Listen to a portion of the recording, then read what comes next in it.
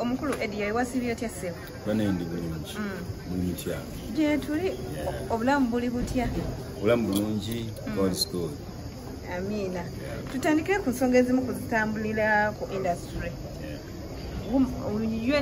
UNCC yavaayo n'efulumya ekiwandiiko oba oliawo ekiyimiriza abantu abakola ennyimba z'obuweebu kiddemu ekibuuzo UNCC yavaayo n'efulumya ekiwandiiko ekiyita abantu abamu abayimba ennyimba z'obuweemu oba ennyimba zabuweemu ensonga eno gw'ogyogerako ki yaluwawo dda because manyi tuli mu industry omuzungu akiyita every Harry Tom and Dick gye bayingira tekuliko kasengejja so tuyingiza buli kyagala okuyingira so kyagala okuyingira nekisanga nga anoonya hype and so on bakola byonna ebiri kale bisinga okuba nga byesitaza kiswaza sometimes otokono omuyimbi ng'oyo ng'ava kuwemula ng'otya n'okudda ku stage waava ate babikomya mu kuwemula mu nnyimba zokka ne ku stage ndaba ku platforms ez'enjawulo videos bakoze nga abamu balitedda n'abakazi nebabebasa wansi ne baddira abafuuka ne babebakako. That's so nasty. I'm not proud of being in such an industry.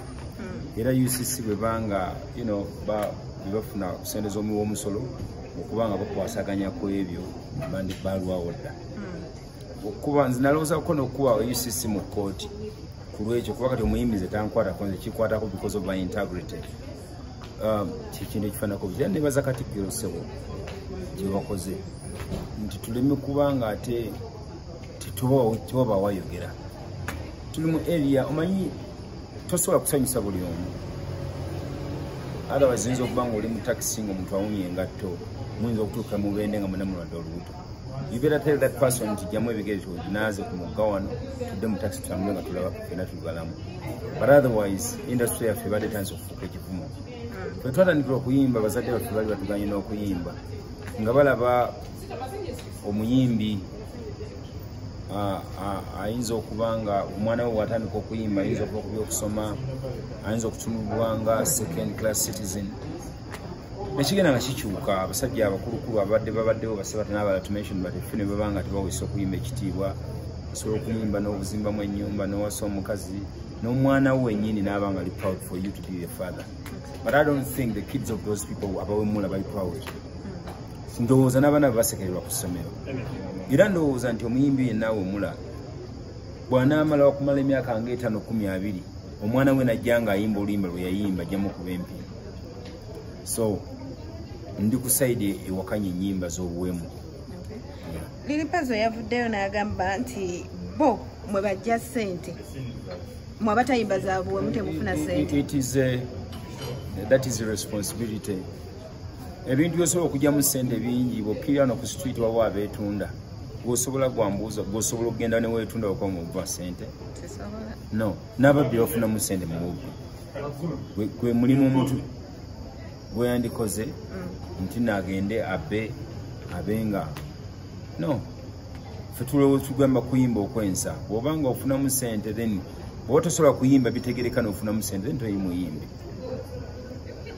gwomu ku bayimbyeko n'abayimbi bano abakyala mu industry akozeko kolabo nabo nayo ensonga yavuddeyo ng'abamu ku bantu beemulugunya nti ennyambala y'abayimbi abakyala oba oliawo ennaku zino yakyuka nnyo yeesittaza ne balina ogikwatakwatamu era ngemba nnyimba n'omukyala ng'alina wajja okunzikakkanyiza sisobola kulinnya stage n'ennyimbayo okugyawo nga nsanzeeyo kuba kyantuukako kolumu so omuyimbi yali akikoze ekisaa kiwanfuya nnyo naye nga omuyimbi omukyala ate yandibadde ekitiibwa nnyo okusinga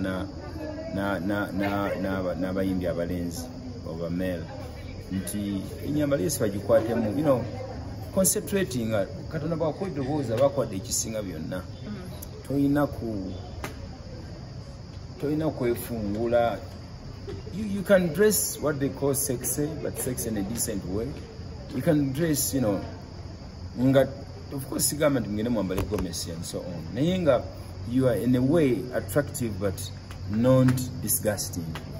Nga ku bantu abalala nti oyinza okuba ngugenze ne maama wo lidi okulaba show olimba lunyumirwa obakola eddoboozi omuwala ayimba eddoboozi naye ate wasanga nga ate oyambadde mu ngeri etatuza okuba nga tekigobako bafaani. industry ekodeddwa etya okuba nga eterezebwa okumalawo ebyo byonna? Twagala regulatory authority. By that I mean nti twagala okuteekawo akasengejja kubayingira n'ebifulumizibwa. This is a professional entity. Si buli ayagadde nti abeerawo.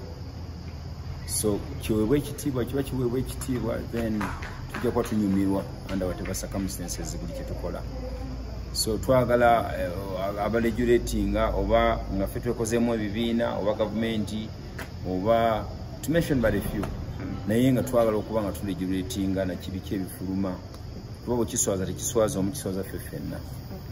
Oluzza buno si bulagajja bwabo oba oliawo abatwala ebibiina by'abayimbi kuba twaliwo ekibiina kyayitiddwa that is federation nekigaana era okulabikako mu meeting eyabaddewo. Ebibiina ebiriwo nze sibirinamu biri awo bikola ssente ebirala bakola ebibaagala naye senga tuba n'ebibiina nga tebize kunoonya bukulembera balala kyokka ekibanga kinyumisa omulimu gwaffe.